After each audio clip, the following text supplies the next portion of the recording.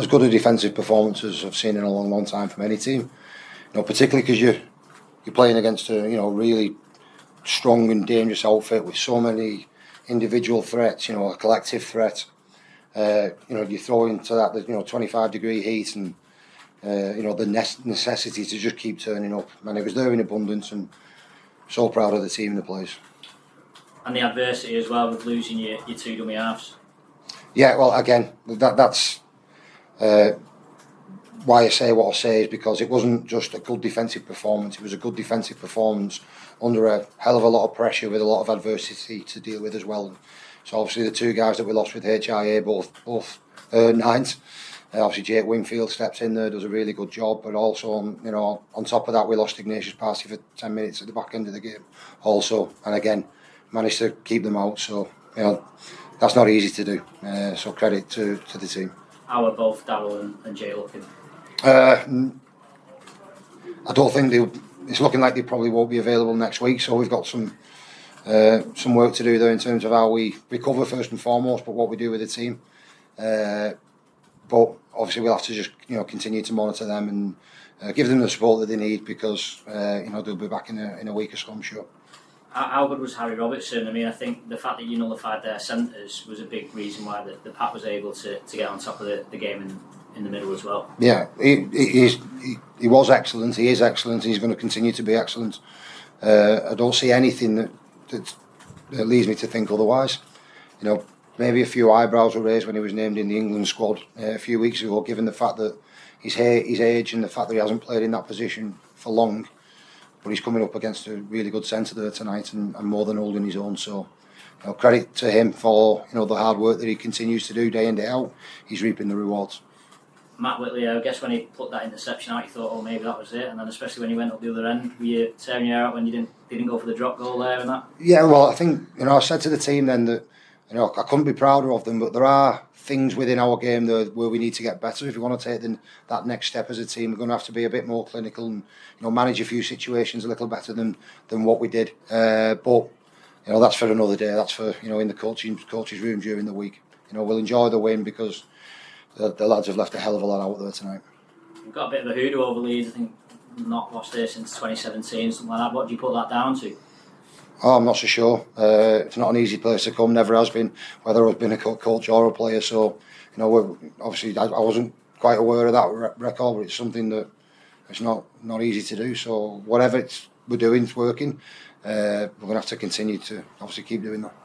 And finally for me, how important was it to get the win tonight, looking at the table and pushing for that top four, even higher spots? Yeah, well, it just seems like every week it's the same conversation that you're almost going into every fixture going, oh, we've got to win this game, we've got to win this game.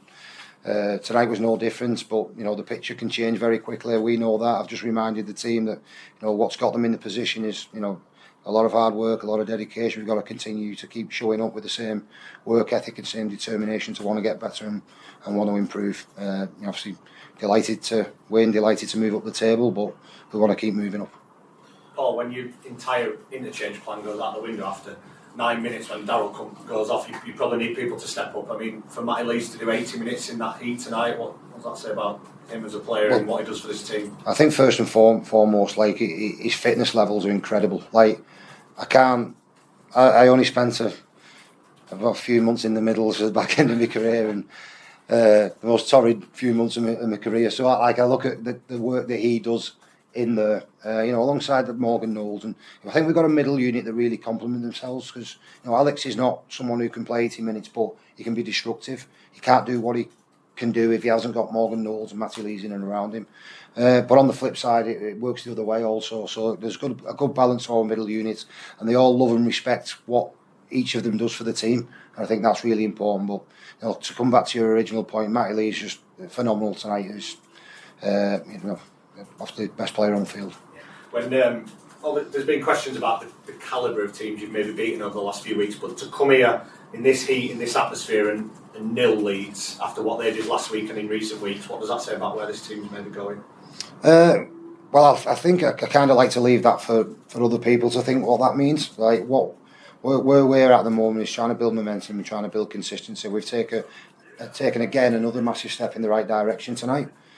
But I can't stress enough that we've got improvements in us, and if we are going to be successful at the back end of the year and being in the big games at the back of the year, which is exactly where we want to be, we're going to have to find those improvements. So other people can think it's a statement win. It may be, it may not be. Just last from me, there's no Noah Stevens tonight. Has he got a bit of a problem? We've had a bit of a bad news with Noah during the week. He got a fracture to his thumb, so we picked up a knock and we had it investigated. And the reason I didn't mention it in the week because we still wasn't sure on what course of action was going to take there. But Noah had surgery on his thumb a couple of days ago. He's likely to be out for around 8 weeks. You've been through a fair bit of adversity this season, obviously Magic Weekend at KR. What does it say about the spirit of this team, such a young team as well, that you've been able to sort of bounce back, you've almost been galvanised by those kind of setbacks? Well, I think when you become under pressure and you face adversity, you've got two ways of dealing with it. You either want to quit and give in, or you batten down the hatches and you pull together as a team and want to work hard to improve, and that's exactly what we've all done, staff, players. There's no individual takes any credit for that. It's a collective buy-in to want to work hard and want to improve. And when you're getting criticism, you have to take it on the chin. That's the nature of professional sport, and you probably don't try not to listen to it too much. But at the same time, now the same people that were criticising us will be patting us on the back. So again, we can't fall in love with ourselves. Well, what's been the key to the defensive improvements? Because before Magic, there was some leaky performance. I think you've conceded one try or less in 7 of the last 8. It's a big turnaround. Yeah, it's huge. I've got to credit Eamon O'Carroll a lot of the work that he's doing with the players and spends hours with individuals working on little defensive improvements. And I think you started to see now his influence on the team. But more importantly, the players buying.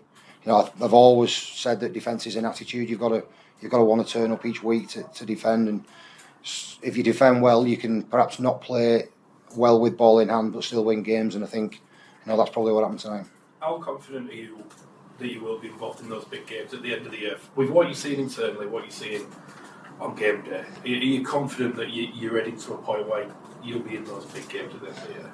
I can't sit here and say we're going to be involved in. What we need to do is keep working hard. We've got the ability, we've got the work ethic, we've got everything about us at the moment to suggest that we can play in those big games. But it's July, so we've got to continue to keep working hard and keep moving forward.